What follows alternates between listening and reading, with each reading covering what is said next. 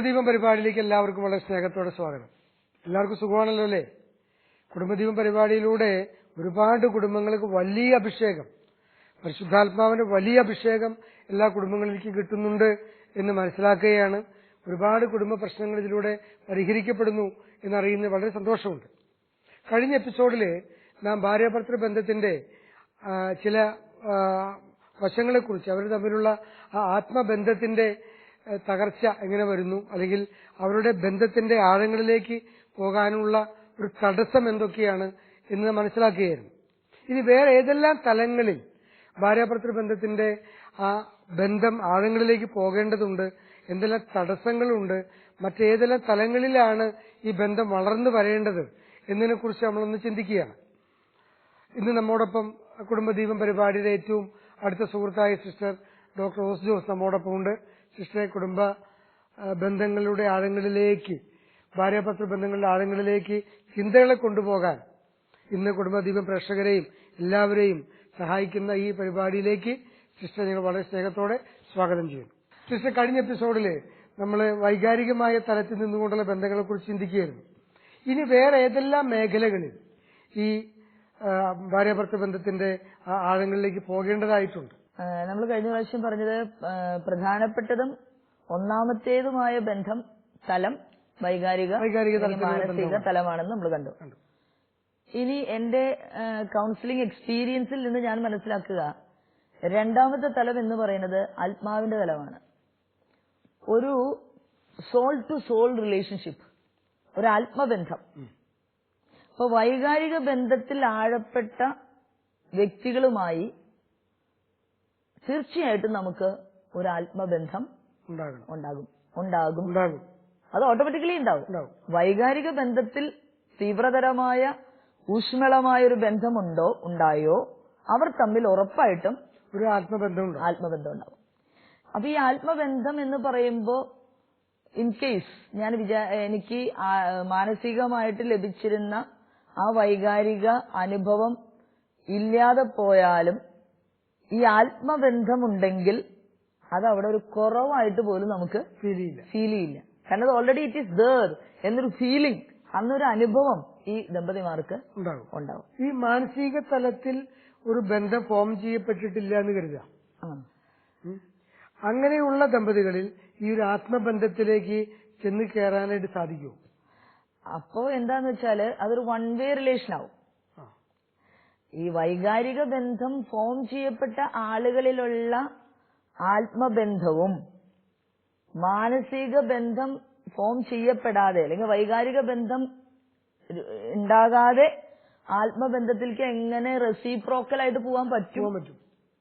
അപ്പൊ ഒരു വ്യക്തി എന്ത് ചെയ്യാല്ല, നേരം എന്റെ ഭർത്താവ് ഒരു ബന്ധവും സ്നേഹവും ഒന്നുമില്ല, അത് എന്നെ ഉൾക്കൊള്ളുന്നുമില്ല, എന്നെ കുറ്റപ്പെടുത്തി കള്ളു കുടിച്ച് ബഹളം വെച്ച് ഒരു തരത്തിലുള്ള സ്നേഹപ്രകടനം ഇല്ലാണ്ട് ഒരു മനുഷ്യനായിട്ട് ഇങ്ങനെ ഇരിക്കുന്നുണ്ട്, ചത്തതിനൊക്കുമേ ജീവിച്ചിരിക്കുന്നുണ്ട്. പക്ഷെ ഞാൻ എന്താ ചെയ്യുന്നത്? എന്റെ ഈശോയെ, എന്നെ സഹായിക്കുന്ന കർത്താവേ, എന്റെ വിവാഹ ജീവിതം മുന്നോട്ട് പോട്ടെ കർത്താവേ എന്ന് വിചാരിച്ച് ഞാൻ പ്രാർത്ഥിച്ച് ക്ഷമിച്ച് ഒഴിവാക്കി സഹിച്ച് ഞാനിങ്ങനെ ജീവിക്കുമ്പോ അവിടെ ഒരു ആത്മബന്ധം പരസ്പരം ഉണ്ടാകണമെന്നില്ല.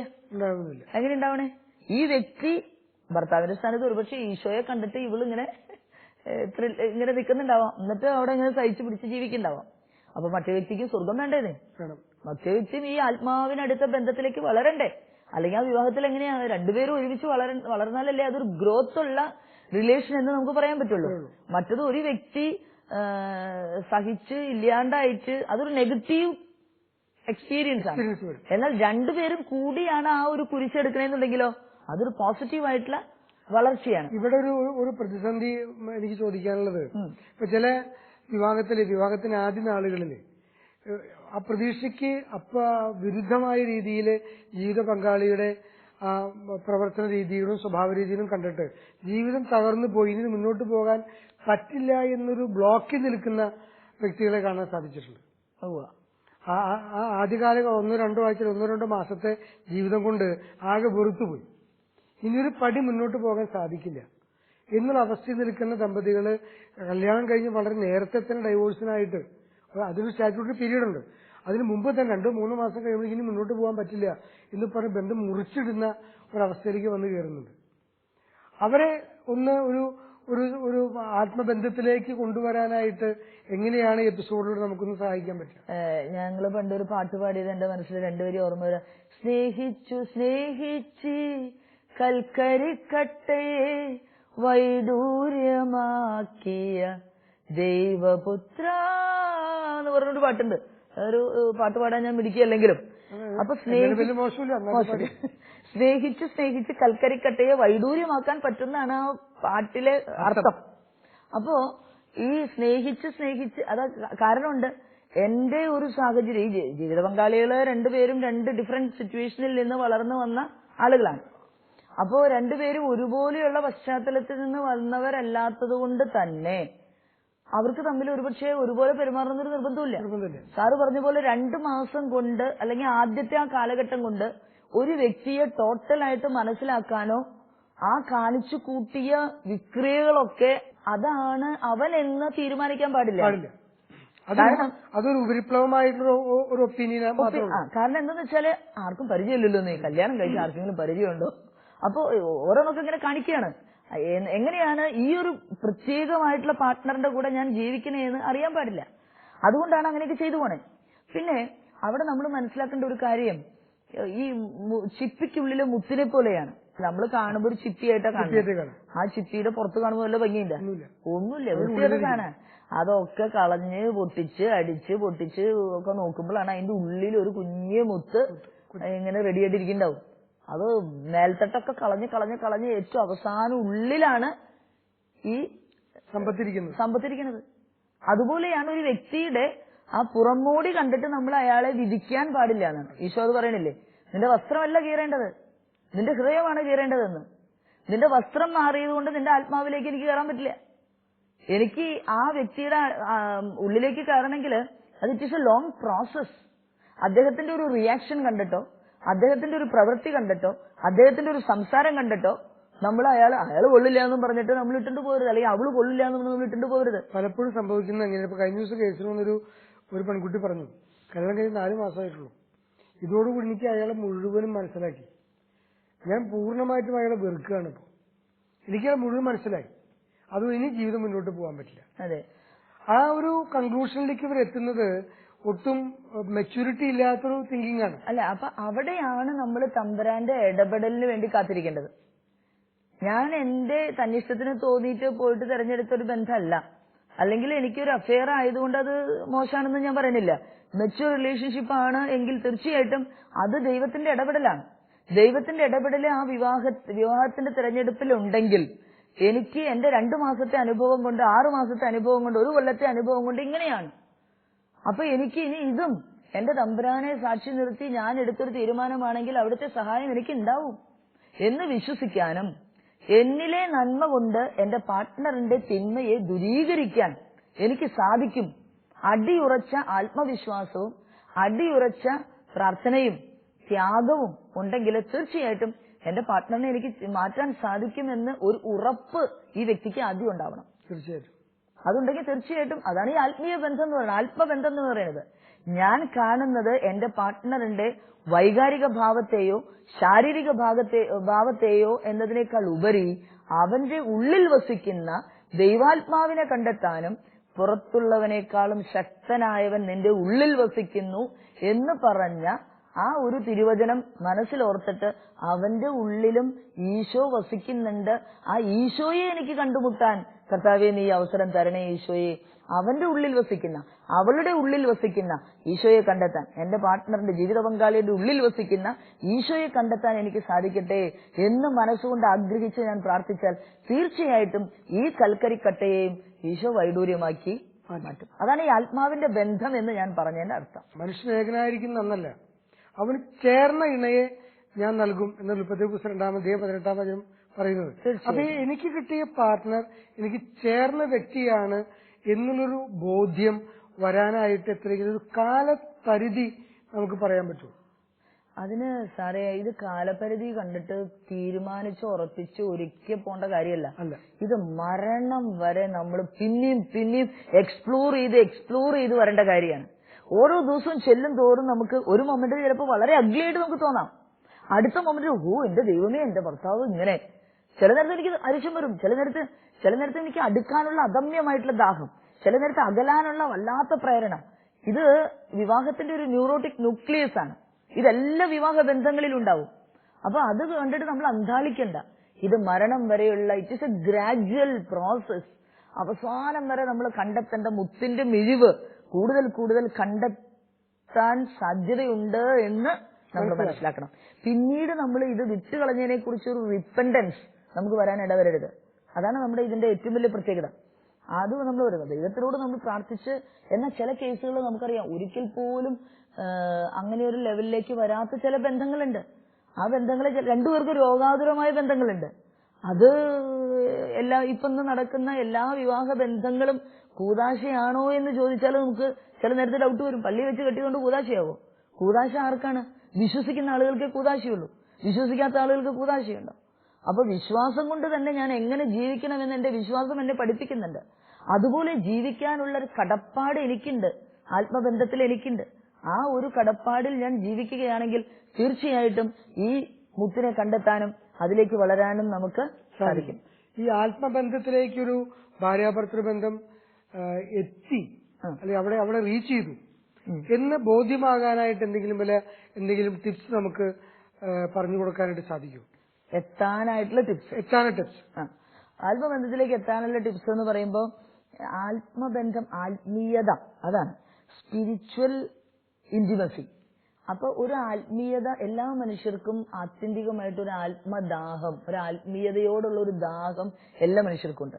അപ്പൊ ഈ ആത്മീയ ദാഹം, നമ്മളൊക്കെ ഈ ഭൂമിയിൽ ജീവിക്കുന്നത് എന്തിനാ? നമ്മളെന്തിനാ ഈ ഭൂമിയിൽ ജീവിക്കുന്നത്? ഇവിടുന്ന് നല്ല ജീവിതം കഴിച്ച് സ്വർഗഭാഗ്യത്തിലേക്കുള്ള യാത്രയാണ് ഇപ്പോൾ ഈ ഭൂമിയിൽ നടക്കുന്നത്. നമ്മൾ ജീവിക്കുന്നത് മരിക്കാൻ. സിമ്പിളായിട്ട് അങ്ങനെ പറയാം. മരിക്കണെന്തിനാ? സുഹൃത്തി പോവാൻ. അപ്പൊ മരിക്കാന്ന് പറഞ്ഞാൽ എന്താ? ശരീരം മരിക്കണുള്ളൂ, ആത്മാവ് മരിക്കണുണ്ടോ? ഇല്ല. ശരീരം ചീഞ്ഞു മാറിപ്പോണു. എന്റെ ചിന്തകളും എന്റെ ഓർമ്മകളും കോൺഷ്യൻസ്, എന്റെ ബോധം ഒന്നും നശിക്കുന്നില്ല. അത് അവിടെ നിലനിൽക്കുന്നുണ്ട്. അത് ദൈവത്തോളം ഉയരാൻ കഴിവുള്ള ആ ഒരു സാധ്യതയാണത്. എന്റെ അനന്ത സാധ്യതയാണ് എന്റെ ആത്മാവ് എന്ന് പറയുന്നത്. അപ്പൊ അതിലേക്ക് വളരാനുള്ള ഒരു കാര്യമാണത്. അപ്പൊ ഈ ആത്മീയത എന്ന് പറയുന്നത് നമ്മൾ ചിലപ്പോഴെങ്കിലും ഈ ആത്മീയതയെ മതാത്മകതയുമായിട്ട് നമ്മൾ തെറ്റിദ്ധരിച്ചേക്കാം. അങ്ങനെ ഒരു കൺസെപ്റ്റ് ഉണ്ട്. അതെ. അപ്പൊ മതാത്മകത എന്നാൽ മതാത്മകതയിലൂടെ നമ്മൾ ആത്മീയതയിലേക്ക് എത്താൻ നമ്മളെ ഒരുപാട് സഹായിക്കും. അപ്പൊ മതാത്മകതയെ നമുക്ക് തള്ളിപ്പറയാൻ പറ്റില്ല. മതാത്മകതയിലൂടെ വേണം നമ്മൾ ആത്മീയതയിലേക്ക് പോവാൻ. മതാത്മകത എന്ന് പറഞ്ഞ ഒരു ഫെനാറ്റിക്, ഒരു മതഭ്രാന്തല്ല ഞാൻ ഉദ്ദേശിച്ചത്. ആത്മീയതയിലേക്ക് എത്തി നിൽക്കേണ്ട ഒരു സാധ്യതയാണ് മതാത്മകത. ആത്മീയതയിലേക്കുള്ള യാത്രയാണ് മതാത്മകതയോട് ഉദ്ദേശിക്കുക. അതെ. അപ്പൊ ഈ മതാത്മകതയിലൂടെ ആത്മീയത എത്തുന്നില്ല എങ്കിൽ മതം കൊണ്ട് ഒരു ഉപകാരമില്ല. വെറുതെ എന്റെ ഒരു സെൽഫ് സാറ്റിസ്ഫാക്ഷന് വേണ്ടി ഒരു ഒബ്സഷനായിട്ട് ഞാൻ ഏതാണ്ടൊക്കെ അനുവർത്തിച്ചു പോകുന്നു, കാട്ടിക്കൂട്ടുന്നു, ഏതാണ്ടൊക്കെ അനുഷ്ഠിച്ചു പോകുന്നു. അനുഷ്ഠാനങ്ങളല്ല മതാത്മകത എന്ന് പറയുന്നത്. എന്നാൽ പാരമ്പര്യത്തിന് പ്രാധാന്യമുണ്ട്. എന്റെ മതം, എന്റെ പാരമ്പര്യം പഠിപ്പിച്ചിട്ടുള്ള കുറെ അനുഷ്ഠാനങ്ങളുണ്ട്. ആ അനുഷ്ഠാനം വെറുതെ അർത്ഥമില്ലാണ്ട് ഞാൻ പ്രാവർത്തികമാക്കുന്നതിലൂടെ എനിക്ക് ആത്മീയത കിട്ടണമെന്ന് നിർബന്ധം ഇല്ല. എന്നാൽ അത് പാരമ്പര്യത്തിന് ഞാൻ വില കൊടുത്ത് അത് ഞാൻ അനുഷ്ഠിക്കുന്നത് വഴി ആത്മീയത എന്നിൽ വളരുന്നുണ്ടെങ്കിൽ അത് വളരെ പ്രധാനപ്പെട്ട ഒന്നാണ്. അപ്പൊ ഒരു ഭാര്യാഭർത്തൃ ജീവിതത്തിലെ ഒരു കുടുംബ ജീവിതം, ഒരു പുതിയ കുടുംബം രൂപപ്പെടുകയാണല്ലോ ഒരു ദാമ്പത്യ ജീവിതം എന്ന് പറയുന്നത്. ആ ദാമ്പത്യ ജീവിതത്തിൽ അവര് തന്നെ അവരുടെ ആത്മീയത എന്താണെന്നും ആത്മീയതയിലേക്ക് എങ്ങനെ എത്തണമെന്നും എന്താണ് ഈ ആത്മബന്ധത്തിലേക്ക് വളരേണ്ടതിന്റെ ആവശ്യം എന്താണെന്നൊക്കെ ഇവര് തമ്മിൽ ഡിസ്കസ് ചെയ്ത് മനസ്സിലാക്കി ഒരു ലെവല് അതിലെത്തേണ്ടതിന്റെ ഒരു ഫോക്കസ്, ഒരു എയിം ഇവര് ഫോം ചെയ്യണം. ആ ഫോം ചെയ്താലാണ് ഇവർക്ക് രണ്ടു കൂട്ടർക്കും കൂടി ഒരുമിച്ച് അതില് യാത്ര ചെയ്യാൻ പറ്റുള്ളൂ. അപ്പൊ അതിൽ ചിലപ്പോ അവിടെയാണ് റിലീജിയന്റെ പ്രസക്തി. ഇപ്പൊ ഓരോ റിലീജിയൻ ഓരോ സാധ്യതകളാണ് നമുക്ക് മുന്നിൽ തരുന്നത്. അപ്പൊ അത് അതുകൊണ്ടാണ് വിവാഹം കഴിക്കുമ്പോൾ ഒരു റിലീജിയൻ ആണെങ്കിൽ കൂടുതൽ എളുപ്പമുണ്ട് അവർ തമ്മിലുള്ള ആത്മബന്ധം ഡെവലപ്പ് ചെയ്യാൻ എന്ന് നമ്മൾ പറയുന്നത്. എന്ന് വിചാരിച്ച് ഇന്റർകാസ്റ്റ് മാരേജ് ടോട്ടലി ഫെയിലിയർ ആണെന്നോ അതിനെ കുറ്റം വിധിക്കാനോ ഒന്നും ഞാൻ ആളല്ല. അപ്പൊ ഈ ആത്മീയ തലം എന്നുള്ളത് വളരെ പ്രാധാന്യം അറിയിക്കുന്ന ഒരു കാര്യമാണ്. ക്ഷമിക്കാനും പൊറുക്കാനും എന്റെ പങ്കാളിയുടെ കുറവുകൾ കണ്ടില്ല എന്ന് വെക്കാനും അതിനെ വേണ്ടത് സ്വീകരിക്കാനും തള്ളേണ്ടത് തള്ളാനും ഒക്കെ ഒരു വ്യക്തിയെ സ്വാധീനിക്കുന്നത്, ഒരു വ്യക്തിയെ പ്രചോദിപ്പിക്കുന്നത് ഒരു തരത്തിൽ പറഞ്ഞാൽ ഈ ആത്മീയതയല്ലേ സാറേ? തീർച്ചയായിട്ടും. പക്ഷെ ഇവിടെ സിസ്റ്റർ വേറൊരു അടുത്ത കാലത്ത് കോമൺ ആയിട്ട് കാണുന്നൊരു ഫീച്ചർ എന്താണെന്ന് വെച്ചാല് ഭാര്യയും ഒരേ സെയിം കാസ്റ്റ്, കാത്തലിക്സ് ആണ് എന്ന് കരുതുക. ഭാര്യ എന്നും പള്ളിയിൽ പോവുകയും കൗദാശിക ജീവിതം നയിക്കുന്ന ഒരു വ്യക്തിയാണ്. ഭർത്താവിനെ സംബന്ധിച്ചിടത്തോളം പള്ളിയിൽ പോകില്ല, ഞായറാഴ്ച ദിവസങ്ങളിലും പള്ളിയിൽ പോകില്ല. അവരൊരു IT പ്രൊഫഷണലാണ്. ഭാര്യ പോകുന്നതിന് ഇവന് തടസ്സമില്ല. ഇപ്പൊ കല്യാണത്തിനും കാര്യങ്ങൾക്കൊക്കെ പ്രധാനപ്പെട്ട കാര്യങ്ങൾക്കൊക്കെ ഒന്ന് പള്ളിയിൽ പോയിട്ട് പോരുക. അപ്പൊ ഡേ ടു ഡേ ഒരു സ്പിരിച്വൽ ലൈഫ് ലീഡ് ചെയ്യാനായിട്ട് ഭർത്താവിന് താല്പര്യമില്ല. ഇങ്ങനെയുള്ള ഒരു കുടുംബത്തില് എങ്ങനെ ഈ ആത്മീയത വളർത്തിക്കൊണ്ടുവരാനായിട്ട് പറ്റും? അതായത് ഇദ്ദേഹം ചുരുക്കത്തിൽ പറഞ്ഞ വിശ്വാസിയല്ല. വിശ്വാസിയാണോ എന്ന് ചോദിച്ചാൽ വിശ്വാസമൊക്കെ പറയുന്നുണ്ട്, അനുഷ്ഠാനങ്ങൾക്ക് താല്പര്യം. ഇപ്പൊ ന്യൂജൻ പിള്ളേരുടെ ഒരു ശൈലി ഇപ്പത, ഞാൻ പള്ളിയിൽ പോവില്ല, മറ്റേ അച്ഛന്മാരൊക്കെ എല്ലാവരും കുഴപ്പക്കാരാണ്, സിസ്റ്റേഴ്സ് കുഴപ്പക്കാരാണ്, പള്ളിയിൽ പോയി ഭയങ്കര ഭക്തിയാ, അവന് ഏർപ്പാടാണ്. അപ്പൊ ഹൈടെക് യുഗത്തിൽ അങ്ങനെ ആവാൻ തന്നെ വിശ്വസിക്കുന്നത്. ഇങ്ങനെയുള്ള കുടുംബം പല കുടുംബങ്ങളുടെയും കേസുകൾ വരുമ്പോൾ കാണുന്നൊരു പ്രതിഭാസം ഇങ്ങനെയാണ്. ഭർത്താവിന് തീരെ ആത്മീയതയില്ല, ഭാര്യയാണെങ്കിൽ നല്ല ജീവിക്കുന്ന വ്യക്തി. ആത്മീയത ഇല്ല എന്ന് നമുക്ക് തീർത്തും പറയാൻ സാധിക്കില്ല. അനുഷ്ഠാനങ്ങളിൽ താല്പര്യമില്ല, അനുഷ്ഠാനങ്ങളിൽ താല്പര്യമില്ല എന്നാണ്. അതായത് സഭാത്മക ജീവിതത്തെക്കുറിച്ച് വേണ്ടത്ര ജ്ഞാനം ഇല്ല, ആ വ്യക്തിക്ക് ഇല്ലാത്തത് കൊണ്ടാണ് ഒരുപക്ഷെ അങ്ങനെ ഒരു മനോഭാവത്തിലേക്ക് അവർ വന്നിട്ടുണ്ടാവുക. അപ്പൊ അവരെ നമ്മൾ തീർത്തും അവരെ കൊള്ളരുതാത്തവരാണ് എന്ന് പറഞ്ഞ് മാറ്റിക്കളയല്ല വേണ്ടത്. വളരെ ആത്മീയതയുള്ള ആളുകൾക്കും ഇത്തരത്തിൽ അനുഷ്ഠാനങ്ങളോട് താല്പര്യമില്ലാത്ത ആളുകളെ എനിക്കറിയാം. വളരെ ആത്മീയമായി ഉയർന്ന മനോഭാവം വെച്ചു പുലർത്തുന്ന ആളുകളിൽ തന്നെ ഇത്തരത്തിലുള്ള അനുഷ്ഠാനങ്ങളോട് താല്പര്യമില്ലാത്ത ആളുകളുണ്ട്. പക്ഷേ നമ്മൾ മനസ്സിലാക്കേണ്ട ഒരു കാര്യം, നമ്മുടെ കൊച്ചുമക്കൾക്ക് താത്വികമായിട്ടുള്ള കാര്യങ്ങളൊന്നും മനസ്സിലാവില്ല. നമ്മൾ വലിയ ആത്മീയതയുള്ള ആളാണെന്ന് ഈ കുഞ്ഞിന് 5 വയസ്സായ കൊച്ചു കുഞ്ഞിന് മനസ്സിലാവും. എന്റെ അപ്പൻ വലിയ ആത്മീയതയുള്ള ആളാണെന്ന് മനസ്സിലാക്കാൻ എന്താ ഒരു സാഹചര്യം? ഒരുപക്ഷെ ഭാര്യയ്ക്ക് മനസ്സിലാവും, പക്ഷെ കുട്ടി എങ്ങനെ മനസ്സിലാക്കും എന്റെ അപ്പൻ ആത്മീയതയുള്ള ഒരാളാണെന്ന്? അനുഷ്ഠാനങ്ങൾ കണ്ടാലേ മനസ്സിലാവും. ഞാൻ ഉദാഹരണം പറയാം. ഞാൻ കഴിഞ്ഞ ദിവസം ഒരു വീട്ടിൽ വിസിറ്റ് ചെയ്യാനിടയായി. ആ വ്യക്തിക്ക് ക്യാൻസറസ് ആണ്, മരിക്കാറായി എന്നുള്ളൊരു ഫീലിംഗിൽ നിൽക്കുക, ദേഹത്തൊക്കെ നീരും ക്യാൻസറസ് കംപ്ലീറ്റ് സ്പ്രെഡ് ചെയ്തിട്ടുള്ള ഒരു അവസ്ഥയാണ്. അദ്ദേഹത്തെ സംബന്ധിച്ച് സാറി പറഞ്ഞ പോലെയാണ്. അദ്ദേഹം നല്ല ആത്മീയതയുള്ള മനുഷ്യനാണ്. പറയുന്ന വാക്കുകൾക്കൊക്കെ ഒരു ടൺ വിലയുണ്ട്. അത്ര ആഴമുള്ള കാര്യങ്ങളാണ് അദ്ദേഹം പറയുന്നത്. ബൈബിളിനെ കുറിച്ച് നല്ല വിവരമാണ്. കാത്തലിക്കാണ്, പക്ഷെ കാത്തലിക് അനുഷ്ഠാനങ്ങളൊന്നും തന്നെ അയാൾ കീപ്പ് ചെയ്യുന്നില്ല. അദ്ദേഹത്തിന്റെ ഭാര്യയും കല്യാണം കഴിഞ്ഞ് അന്ന് തുടങ്ങി ഭർത്താവിനോട് ചേർന്ന് നിന്നിട്ട് തന്നെ ജീവിക്കുന്നത്. കാരണം വേറെ നിവൃത്തിയില്ല. അദ്ദേഹത്തിന് ഇഷ്ടമില്ലാത്ത കാരണം ഇവളും ഒന്നിനും പോകണില്ല. അപ്പൊ ഇവര് കുട്ടിക്കാലം മുതൽ ഇയാൾ കല്യാണം കഴിഞ്ഞപ്പോൾ തുടങ്ങി ഇയാൾ ഈ ഒരു സ്റ്റൈലിലാണ് ഇയാൾ വളരുന്നത്. എന്നാൽ ഇയാള് കുഞ്ഞായിരുന്നപ്പോ വളർത്തപ്പെട്ട സാഹചര്യം വളരെ റിലീജിയസ് ആയിട്ടാണ് ഇവന് വളർന്നിട്ടുള്ളത്. ഇവന്റെ അപ്പനും അമ്മയും വിശ്വാസിയായിരുന്നു. അവരെല്ലാ ദിവസവും കുട്ടിക്കാലത്തെ പള്ളിയിൽ പോകുമായിരുന്നു. പിന്നെ ഒരു നല്ല പ്രായം വന്നപ്പോ ആണ് ഇദ്ദേഹം ഇങ്ങനെ ഒരു അവസ്ഥയിലേക്ക് വന്നത്. അതിന്റെ കാരണം എന്താണെന്ന് അദ്ദേഹം എന്നോട് സംസാരിക്കാൻ ഞങ്ങൾക്കൊരു അവസരം ഉണ്ടായില്ല. അപ്പൊ എങ്കിൽ പോലും അപ്പൊ ഇദ്ദേഹത്തിന്റെ മക്കൾ, ഇദ്ദേഹം വ്യക്തിപരമായ ജീവിതത്തിൽ എല്ലാ ദിവസവും ബൈബിൾ വായിക്കുന്നു, എല്ലാ ദിവസവും ഇദ്ദേഹം അതിന്റെ പ്രിൻസിപ്പിൾ അനുസരിച്ച് ജീവിക്കുന്നു, 10 കൽപ്പനകൾ അനുസരിക്കുന്നുണ്ട്. അയാൾക്ക് ഭയങ്കര സാറ്റിസ്ഫാക്ഷൻ ആണ് അയാൾ. പക്ഷെ ഞാൻ ഇദ്ദേഹത്തിനോട് ചോദിച്ചു, ഇദ്ദേഹത്തിന്റെ മക്കൾക്ക്, ഇപ്പൊ ഇദ്ദേഹത്തിന്റെ മക്കളിപ്പോ വലുതായി, ഈ മക്കൾക്ക് ഇപ്പൊ ആത്മീയതയും ഇല്ല, മതാത്മകതയും ഇല്ല. അതാണ് കാര്യം. അതൊരു വലിയ പ്രോബ്ലമാണ്. കാരണം ഈ കുട്ടികൾ കാണണമായിരുന്നു അപ്പൻ എല്ലാ ദിവസവും രാവിലെ എഴുന്നേറ്റ് അമ്പലത്തിൽ പോണത്, അല്ലെങ്കിൽ പള്ളിയിൽ പോണത്, പ്രാർത്ഥിക്കുന്നത്, കുടുംബ പ്രാർത്ഥന ചെയ്യുന്നത്, പരസ്പരം പങ്കുവെക്കുന്നത്, അങ്ങനെ ആത്മീയത ജീവിക്കുന്നത്, പ്രാക്ടീസ് ചെയ്യുന്നത് മക്കള് കാണാനിട വരണം. അപ്പോഴാണ് ആ കുട്ടികൾക്ക് ഫോളോ ചെയ്ത് പോകാൻ പറ്റില്ല. ആ കർത്താവിന്റെ ഒരു ഫോട്ടോ പോലും ആ വീട്ടിൽ വെക്കാൻ ഇയാൾ സമ്മതിക്കില്ല. ആരാണ്ട് വരച്ചുണ്ടാക്കിയ ഒരു ഫോട്ടോ ചില്ലിട്ടൂടെ വെക്കുന്നില്ല, എന്താ മീനിങ് എന്നാണ് ഇയാൾ ചോദിക്കുന്നത്. ചോദിക്കുമ്പോൾ ഒരുപക്ഷെ അത് കറക്റ്റാണ്. നമുക്ക് തോന്നാം കർത്താവ് ഇങ്ങനെ ഒരു പടത്തിലാണോ? ആരെങ്കിലും മണ്ണ് കുഴച്ചുണ്ടാക്കി അതൊന്ന് വെഞ്ചരിച്ചതുകൊണ്ട് അതിൽ കർത്താവുണ്ടോ? അത് വിഗ്രഹാരാധനയല്ലേ എന്നൊക്കെയാണ് അയാൾ ചോദിക്കുന്ന ചോദ്യം. അയാൾ ചോദിക്കുന്ന ചോദ്യത്തിൽ ഒരു നിമിഷം നമ്മൾ ചിന്തിക്കുകയാണെങ്കിൽ ശരിയല്ലേ എന്ന് നമുക്ക് തോന്നാം. വിഗ്രഹാരാധനയല്ലെന്ന് നമുക്ക് മനസ്സിലറിയാമെങ്കിലും നമ്മൾ വിഗ്രഹത്തെ ആരാധിക്കുന്ന പോലെ ആരാധിക്കുന്നുണ്ട് എന്നാണ് അയാളുടെ ഒരു ചിന്ത. കാണുമ്പോൾ അങ്ങനെയല്ലേ തോന്നണത്. പക്ഷെ കൊച്ചിനെ സംബന്ധിച്ച് കർത്താവ്, ഈശോ, ദൈവം, പിതാവ്, സ്നേഹം, സ്വർഗം എന്നൊക്കെ പറഞ്ഞ കൊച്ചിനെന്താ ആ ഒരു കൺസെപ്റ്റ് കിട്ടണമെങ്കിൽ രൂപങ്ങൾ കാണണം. അപ്പൊ കൊച്ചിന് മനസ്സിലായി തമ്പാച്ചനാണ്, തമ്പാച്ചനെ തൊട്ടുമുത്തുമോനെ എന്ന് പറഞ്ഞ കൊച്ചു തൊട്ടുമുത്തനും. കൊച്ചത് മണ്ണാന്ന് വെച്ചിട്ടല്ല തൊട്ടുമുത്തനെ, അതിലടങ്ങിയിരിക്കുന്ന ഒരു വികാരത്തെയാണ് അവൻ തൊട്ടത്. അന്ന് ദൈവം ആരാണ്, മാതാവ് ആരാണ്, സ്വർഗം എന്താണെന്നൊക്കെ ചോദിച്ചാൽ ഈ പടങ്ങളൊക്കെ കാണുമ്പോഴാ കൊച്ചിന് മനസ്സിലാവുള്ളൂ. പക്ഷെ ഇവൻ വലുതായി കഴിയുമ്പോൾ ഇവൻ ഈ പടവും ഈ സ്റ്റാച്യു ഒന്നും വേണ്ടാത്ത ഒരവസ്ഥ അവൻ എത്തും. എത്തിക്കഴിയുമ്പോൾ പടമൊക്കെ മാറ്റിക്കോട്ടെ, ഒരു കുഴപ്പമില്ല. പക്ഷെ ഇയാൾക്ക് എന്ത് സംഭവിച്ചു? ഇയാളുടെ ജീവിതത്തിൽ കുട്ടിക്കാലം മുതലേ ഇത് കണ്ട് കണ്ട് കണ്ട് വന്നിട്ട് ഇയാൾക്ക് ഇതൊന്നും ഇല്ലാണ്ട് ആ മീൻസ് ഒന്നും ഇല്ലാതെ ഇയാൾക്ക് ദൈവത്തിലേക്ക് ഡയറക്റ്റ് ആയിട്ട് എത്താൻ പറ്റും.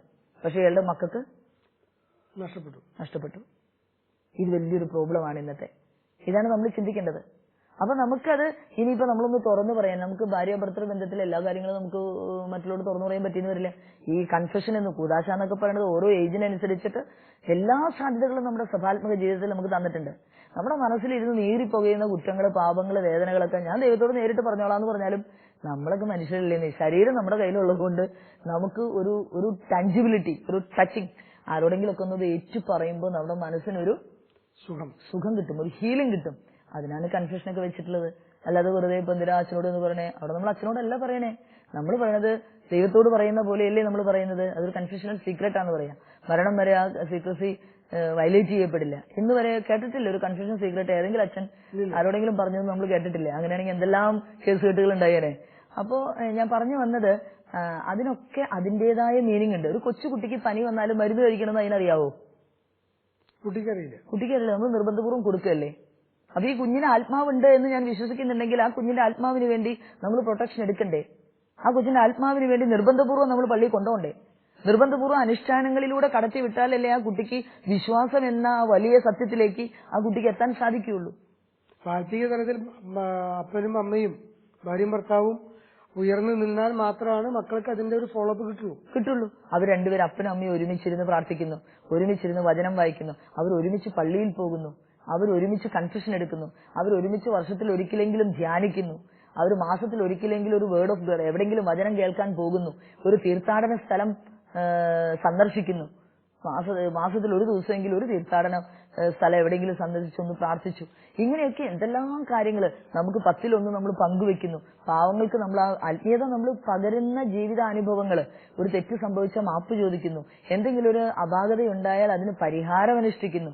ഇതൊക്കെ പറഞ്ഞ് കണ്ട് ഡിസ്കസ് ചെയ്ത് നമ്മൾ ചെയ്യണം. സ്നേഹമുള്ള കുടുംബദീപം പ്രേക്ഷകരെ, ആത്മീയ തലത്തിലുള്ള വളർച്ച, ഐക്യം ഏറ്റവും ആവശ്യമാണ് കുടുംബജീവിതത്തിൽ എന്ന് നമ്മൾ മനസ്സിലാക്കുകയാണ്. നമ്മുടെ കൊച്ചുമക്കള് അവർ വളർന്നു വരുന്ന സാഹചര്യം, ആ സാഹചര്യം നാം ഒരുക്കി കൊടുക്കുന്നത് പോലെ ഇരിക്കും. അപ്പനും അമ്മയും നല്ല ആത്മീയതയുള്ള വ്യക്തികളാണെങ്കിൽ കുഞ്ഞുങ്ങളും അതുപോലെ വളർന്നു വരും. ഇന്ന് കാണുന്ന ഒരുപാട്, ഇന്ന് പത്രം എടുത്ത് നോക്കിയാല് 5, 10, 15 ചെറുപ്പക്കാരുടെ കുറ്റകൃത്യം ചെയ്ത ചെറുപ്പക്കാരുടെ പടമില്ലാതെ ഒരു പത്രം പുറത്തു വരുന്നില്ല. അവരൊക്കെ ഒരു അപ്പന്റെയും അമ്മയുടെയും അരുമ മക്കളായിട്ട് വളർന്നു വന്ന് അവരൊരു കുറ്റകൃത്യത്തിലേക്ക് എത്തിപ്പെടുന്നുവെങ്കിൽ ആ വളർത്തിയതിന്റെ ചില പോരായ്മകളില്ലേ എന്ന് നമ്മളൊന്ന് ചിന്തിക്കേണ്ടതുണ്ട്. നമ്മുടെ മക്കൾ ഒരിക്കലും അങ്ങനെ ആകാൻ പാടില്ല. അതുകൊണ്ട് ഭാര്യ ഭർത്താക്കന്മാര് അപ്പനും അമ്മയും നല്ല ആത്മീയ വളർച്ചയുള്ള വ്യക്തികളായിട്ട് മാറുകയും ആ ആത്മീയ ബന്ധം, ആത്മബന്ധം അത് ഊട്ടിയുറപ്പിക്കുകയും ചെയ്യാൻ എന്തൊക്കെ ആവശ്യമാണോ, എന്തൊക്കെ വിട്ടുവീഴ്ചകൾ ആവശ്യമാണോ, ക്ഷമ ആവശ്യമാണോ, അതൊക്കെ അനുവർത്തിക്കാനായിട്ട് തയ്യാറെടുക്കുകയും അത് തീരുമാനമെടുക്കുകയും ചെയ്ത വഴി നമ്മുടെ കുടുംബം വളരെ സേഫായിരിക്കും ഈശോയുടെ കരങ്ങളിൽ. നമുക്ക് ഒരുമിച്ച് അതിനുവേണ്ടി പ്രാർത്ഥിക്കാം, പ്രയത്നിക്കാം. വിശുദ്ധ ലൂക്ക എഴുതിയ സുവിശേഷം അധ്യായം 6, 47-48 തിരുവചനം. എന്റെ അടുത്ത് വന്ന് എന്റെ വചനം കേൾക്കുകയും അതനുസരിച്ച് പ്രവർത്തിക്കുകയും ചെയ്യുന്നവൻ ആർക്ക് സദൃശനാണെന്ന് ഞാൻ വ്യക്തമാക്കാം. ആഴത്തിൽ കുഴിച്ച് പാറമേൽ അടിസ്ഥാനമിട്ട് വീട് പണിത മനുഷ്യനോട് സദൃശനാണ് അവൻ. വെള്ളപ്പൊക്കമുണ്ടാവുകയും ഒഴുക്ക് അതിൽ ആഞ്ഞടിക്കുകയും ചെയ്തു. എന്നാൽ ആ വീടിനെ ഇളക്കാൻ കഴിഞ്ഞില്ല. എന്തെന്നാൽ അത് ബലിഷ്ഠമായി പണിയപ്പെട്ടിരുന്നു. വചനം കേൾക്കുകയും എന്നാൽ അതനുസരിച്ച് പ്രവർത്തിക്കാതിരിക്കുകയും ചെയ്യുന്ന മനുഷ്യൻ ഉറപ്പില്ലാത്ത തറമേൽ വീട് പണിതവന് തുല്യനാണ്. ജലപ്രവാഹം അതിന്മേൽ ആഞ്ഞടിച്ചു, ഉടനെ അത് നിലം പതിച്ചു. ആ വീടിന്റെ തകർച്ച വലുതായിരുന്നു. കർത്താവിന്റെ സന്നിധിയിൽ നമ്മുടെ കുടുംബ ബന്ധങ്ങളെ നമുക്ക് സമർപ്പിക്കാം. ആഴത്തിൽ കുഴിച്ച് പാറമേൽ അടിസ്ഥാനമിട്ട് വീട് പണിത മനുഷ്യരാകാൻ നമുക്ക് കൃപയ്ക്ക് വേണ്ടി നമുക്ക് അവിടുത്തോട് പ്രാർത്ഥിക്കാം. വചനം കേട്ട് അതനുസരിച്ച് പ്രവർത്തിക്കാതിരിക്കുന്ന മനുഷ്യൻ ഉറപ്പില്ലാത്ത തറമേൽ വീട് പണിത ഭോഷന് തുല്യനാണെന്നാണ് വചനം പറയുക. ഒരു നിമിഷം കർത്താവിന്റെ സന്നിധിയിൽ നമുക്കായിരിക്കാം. ആത്മീയതയ്ക്ക് പ്രാധാന്യം കൊടുക്കേണ്ടതുപോലെ നമ്മുടെ കുടുംബ ബന്ധങ്ങളിൽ പ്രാധാന്യം കൊടുക്കുവാനും അതനുസരിച്ച് നമ്മുടെ കുടുംബ ബന്ധങ്ങളെ ക്രമപ്പെടുത്തുവാനും നമ്മുടെ കൊച്ചുമക്കൾക്ക് കൂടി മനസ്സിലാകത്തക്ക രീതിയിൽ നമ്മുടെ വിശ്വാസത്തെ പ്രഘോഷിച്ച് ജീവിക്കുന്നതിൽ ശ്രദ്ധ വയ്ക്കുവാനും നമുക്ക് സാധിക്കട്ടെ. നമ്മുടെ ചുറ്റുപാടുമുള്ള സാഹചര്യങ്ങളിൽ ജീവിതങ്ങളിലൊക്കെ അപാകതകൾ ഒരുപക്ഷെ കണ്ടേക്കാം. അനുഷ്ഠാനങ്ങൾ അരോചകമായിട്ട് നമുക്ക് തോന്നിയേക്കാം. അനുഷ്ഠാനങ്ങളിൽ അർത്ഥമില്ല എന്ന് നമുക്ക് തോന്നിയേക്കാം. ഒരുപക്ഷെ നമ്മുടെ കൊച്ചുമക്കൾക്ക് വേണ്ടി, വളർന്നു വരുന്ന തലമുറകൾക്ക് വേണ്ടി അർത്ഥമില്ല എന്ന് തോന്നുന്ന കാര്യങ്ങളിലൂടെ കൂടി ആ കുഞ്ഞുങ്ങൾ പഠിച്ചെടുക്കാൻ സാധിക്കുമെന്ന ഒരു തിരിച്ചറിവ് നമുക്കുണ്ടാകട്ടെ.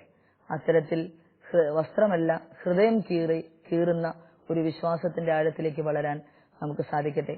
ഭാര്യാഭർത്തൃ ബന്ധത്തിൽ ആത്മബന്ധത്തിന് കൊടുക്കേണ്ട പ്രാധാന്യം എന്തെന്ന് വിവേചിച്ചറിയാനും അത് മുന്നോട്ടു പോകുവാനും കുടുംബ ബന്ധങ്ങളെ ആഴപ്പെടുത്തുവാനുമുള്ള ശക്തി ദമ്പതിമാർക്ക് ധാരാളമായി ലഭിക്കട്ടെ എന്ന് നമുക്ക് ആഗ്രഹിച്ച് പ്രാർത്ഥിക്കാം.